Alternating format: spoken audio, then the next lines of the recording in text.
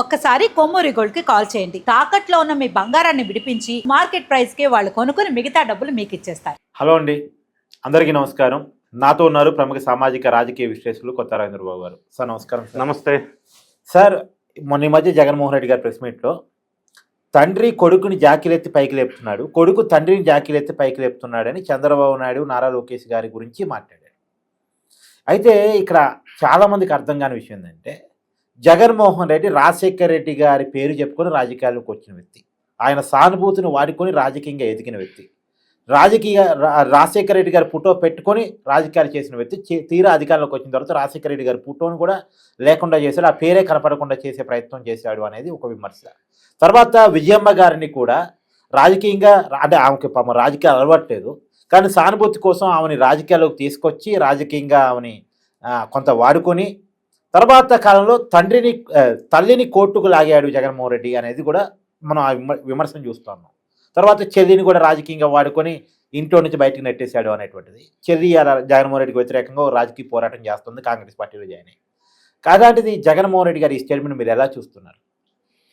కార్తీక్ గారు, మీరు ఇంట్రోలో ప్రస్తావించిన అంశాల్లో నా చిన్న అబ్జెక్షన్స్. జగన్ రెడ్డి గారి ప్రెస్ మీట్ అని పదం వాడారు మీరు. అది ప్రెస్ మీట్ లాంటి ఉపన్యాసం.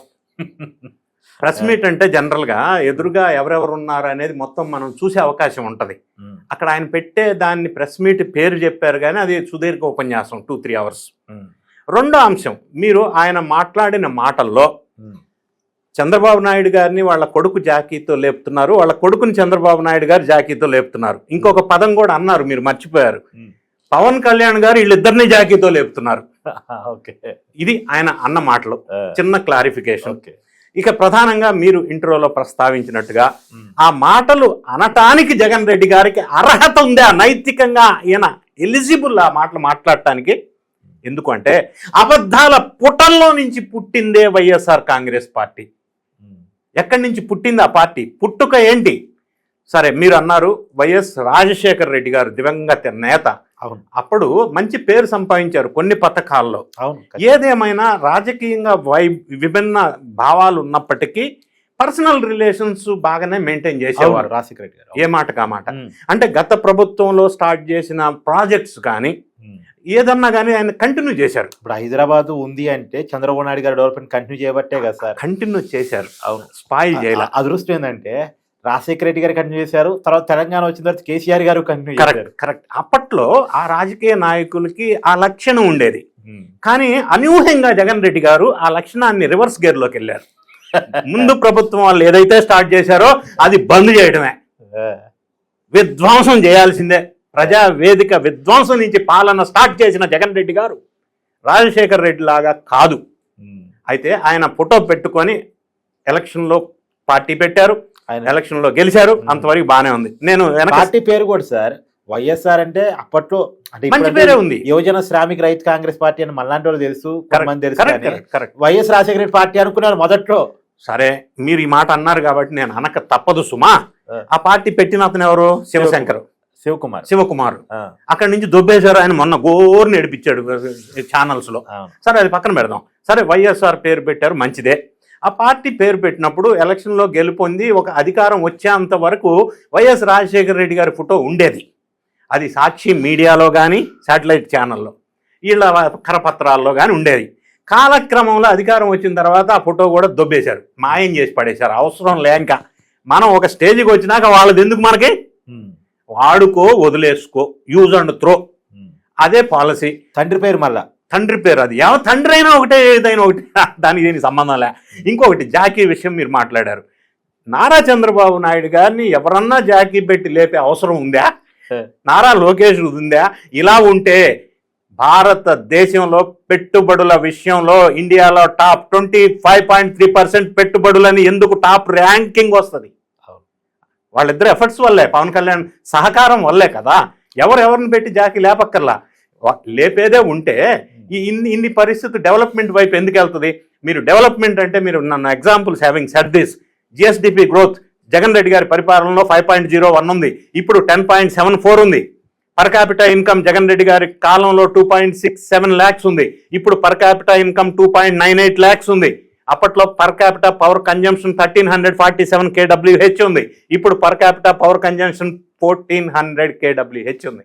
ఇవన్నీ పారామీటర్స్ రాష్ట్రం డెవలప్ అయిందని అనటానికి నిదర్శనం. ఒకరు జాకీ పెట్టి లేపేదేంది, ఆల్రెడీ డెవలప్ అయింది అనటానికి సాక్ష్యాలు కనిపిస్తా ఉంటే, పెట్టుబడులు వస్తా ఉంటే. గూగుల్ డేటా సెంటర్ అంటే జాకీలు పెడితే రావు కదా, ప్రత్యక్షంగా డేటా పారామీటర్స్ కనిపిస్తూ ఉంది. CAG controller and auditor general report ఉంది, ఆర్బీఐ రిపోర్ట్ ఉంది. ప్రత్యక్షంగా మనకి పారామీటర్స్ తెలుస్తూ ఉంది. ఎవరు జాకీని పెడితే లేపితే పారామీటర్స్ రావు.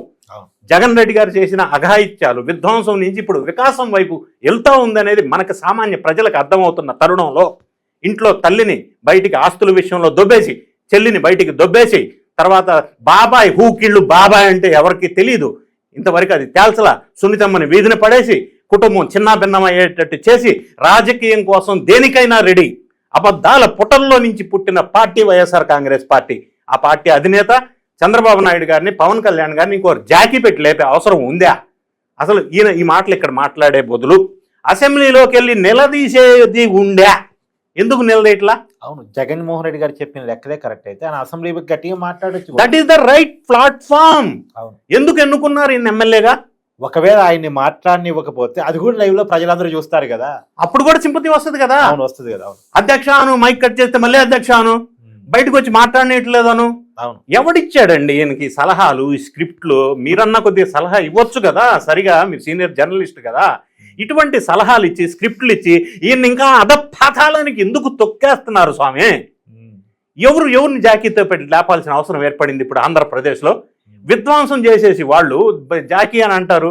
రోజుకు ఒక అక్రమాలు వెలుగులోకి వస్తూ ఉంటే, జైలు బాట పడతా ఉంటే, పార్టీని వదిలేసి ఇంకొక పార్టీలోకి సైన్యం అంతా వెళ్ళిపోతూ ఉంటే, ఎప్పుడు ఏమవుద్దో తెలియని అగమ్య గోచరంలో పార్టీ ఉంటే, కోటరీ ఏమైందో తెలియని పరిస్థితుల్లో నిన్న ఆవిర్భావ దినోత్సవం రోజున సీనియర్స్ అంతా ఏమైపోయారు? ఎటోళ్ళు పాయా. ఇన్ని రకాల ఇబ్బందికరమైన పరిస్థితి వైఎస్ఆర్సీపీ ఉంటే కరెక్టే. ఎక్కడ సీనియర్స్ అర్థం ఏమయ్యారండి? సకల శాఖ మంత్రి ఏమైపోయారు? అవును, ఏమైపోయారు? పెద్దిరెడ్డి ఏమైపోయారు వీళ్ళంతా? అంటే అంత అధ్వానంలో ఉంది పరిస్థితి అన్న చెప్పడం కోసం నేను ఈ ఎగ్జాంపుల్ చెప్పా. ఆ ఫ్రస్ట్రేషన్లో ఉండి వేరే పార్టీని జాకీ పెట్టి లేపారని ఈయన చెప్పటం ఏంటండి? అది హాస్యాస్పదమైన విషయం. వాళ్ళ స్ట్రెంగ్త్, వీక్నెసెస్ వాళ్ళు అర్థం చేసుకోగలిగితే, ఇప్పటికైనా ప్రజల ఆదరణ, అభిమానాన్ని పొందగలిగితే మంచిది.